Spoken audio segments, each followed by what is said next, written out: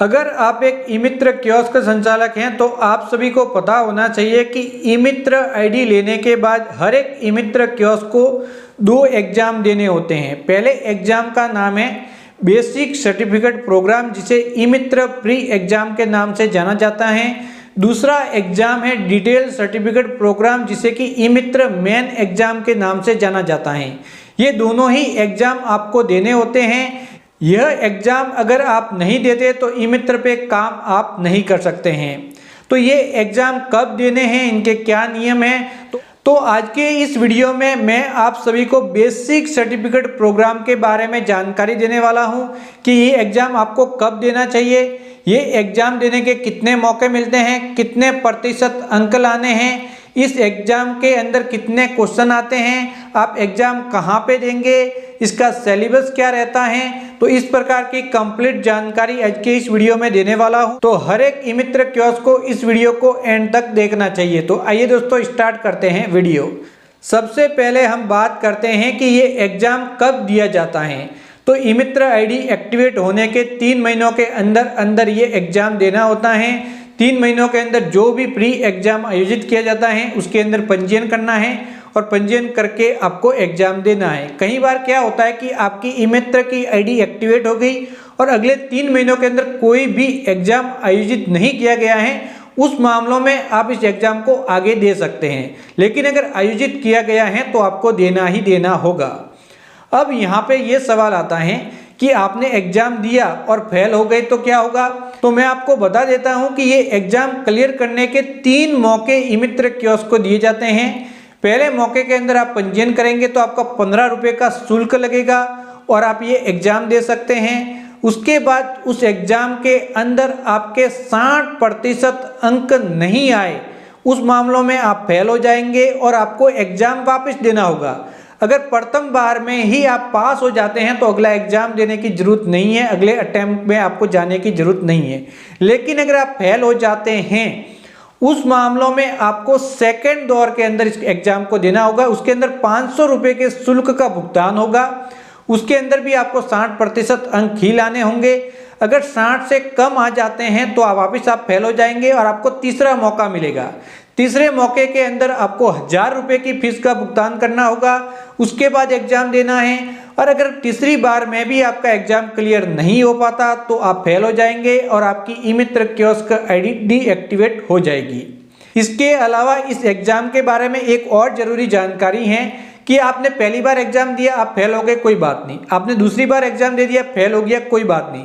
लेकिन फेल के अंदर भी अगर आपके 30% से कम अंक आ गए हैं तो तीसरी बार आप एग्जाम नहीं देते, आप दूसरी बार में ही आपकी ई मित्र की आईडी डीएक्टिवेट हो जाएगी। तो इस बात का भी विशेष करके आपको ध्यान रखना है। तो यहाँ पे ये एग्जाम देने के 3 मौके हैं। पहली बार में 15 रुपये लगेंगे, दूसरी बार में 500, तीसरी बार में 1000 रुपये की आपकी फीस लगेगी और तीनों में से किसी भी एक दौर के अंदर आपको एग्जाम क्लियर करना जरूरी है। अगर प्रथम बार में ही एग्जाम क्लियर हो जाता है तो अगले 2 एग्जाम देने की आपको जरूरत नहीं पड़ेगी। अब सवाल आता है कि इस एग्जाम को जब आप देंगे तो आपको प्रतिशत अंक कितने लाने हैं और कितने क्वेश्चन आएंगे। तो यहाँ पे 100 सवाल पूछे जाएंगे। ये एग्जाम आपके 1 घंटे का होगा, 1 घंटे के अंदर 100 सवाल आएंगे। जैसे ही एग्जाम आप स्टार्ट होगा तो सबसे पहले बायोमेट्रिक से आपकी उपस्थिति होगी, फिर आपका एक फोटो कैप्चर किया जाएगा। उसके बाद आपके सामने अब सद के कुल 100 क्वेश्चन आएंगे, उनके आप जवाब देंगे एक एक का करके।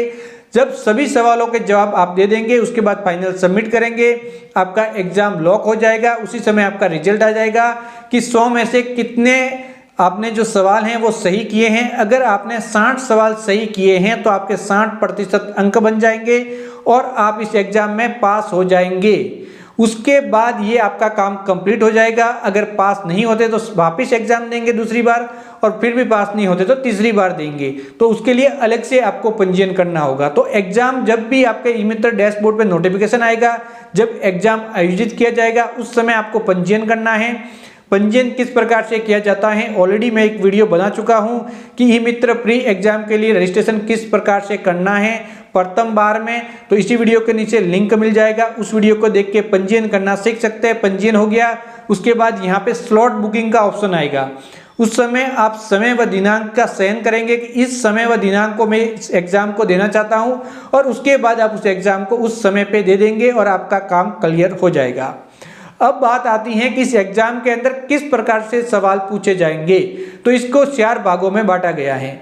पहला है बेसिक कंप्यूटर के सवाल पूछे जाएंगे, यानी कि बेसिक जो हम कंप्यूटर कोर्स करते हैं उसके अंदर जो है, जैसे कि कंप्यूटर के फंडामेंटल हो गए, MS office, word, excel, internet वगैरह, तो इस प्रकार के सवाल पूछे जाएंगे।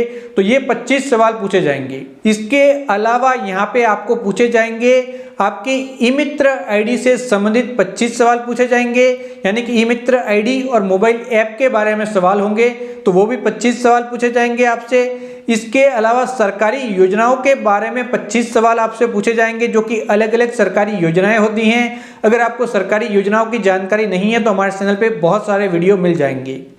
इसके अलावा अंत में आपको ई-मित्र की सर्विस के बारे में 25 सवाल पूछे जाएंगे, यानी कि 4 भाग है। पहला है बेसिक कंप्यूटर, दूसरा है यहाँ पे आपका जो सरकारी योजनाएं होती हैं उसके बारे में सवाल पूछे जाएंगे, तीसरा है यहाँ पे आपका ई-मित्र पोर्टल और मोबाइल एप्लीकेशन है उसके सवाल पूछे जाएंगे, और अंतिम जो पूछे जाएंगे ई-मित्र पे जो सर्विसेज अवेलेबल हैं उससे संबंधित 25 सवाल पूछे जाएंगे।